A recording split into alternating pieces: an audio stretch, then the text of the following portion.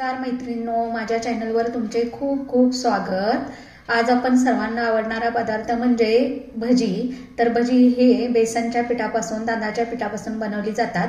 तर आज मी पोह्यापासून अगदी खमंग आणि कुरकुरीत अशी भजी कशी बनवायची याची रेसिपी पाहणार आहोत। तर त्यासाठी लागणारे साहित्य आहे 1 वाटी भिजवलेले 5 मिनिटं भिजवून ठेवलेले पोहे, त्यानंतर 1 बटाटा, त्यानंतर थोडासा कोबी, त्यानंतर 1 कांदा, त्यानंतर थोडे वाटाणे हिरवे, त्यानंतर कढीपत्ता, ओली कांद्याची पात असेल तर ऑप्शनल आहे, आणि थोड्याशा मिरच्या। त्यानंतर इथे बटाटा घेतलेला आहे, तो खिसून किंवा मॅश करून घ्यायचा आहे। मी इथे खिसून घेत आहे।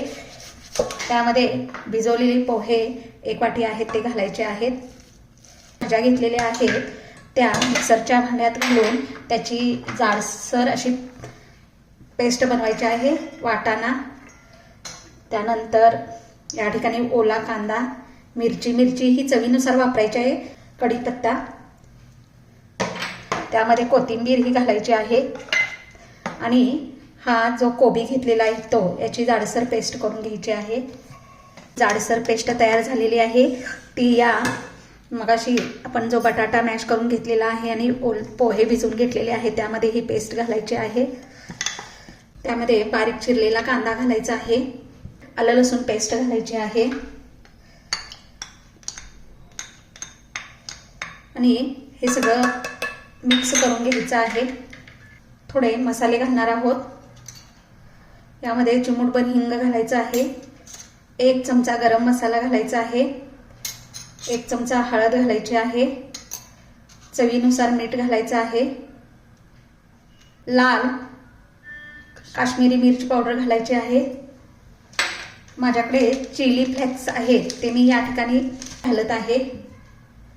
1 चमचा चाट मसाला या ठिकाणी घातला आहे। पांढरे तीळ या ठिकाणी मी घालत आहे। आता हे सर्व मिश्रण आपल्याला एकजीव करून घ्यायचं आहे।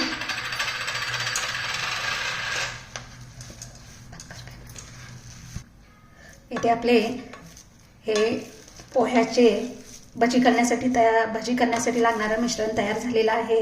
आता आपण याच्यामध्ये पाण्याचा 1 थेंबही घातलेला नाही। या मिश्रणात मी थोडंसं गव्हाचं पीठ घालत आहे। त्याला छोटी छोटी अशी भजी करायची आहेत। इथे आपली भजी सोनेरी रंगावर भाजलेली आहे, पलटून घ्यायची आहेत।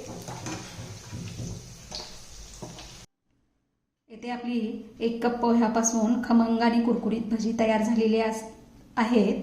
माझी ही रेसिपी तुम्हाला आवडली असेल तर माझ्या चॅनलला लाईक आणि सबस्क्राईब करायला विसरू नका।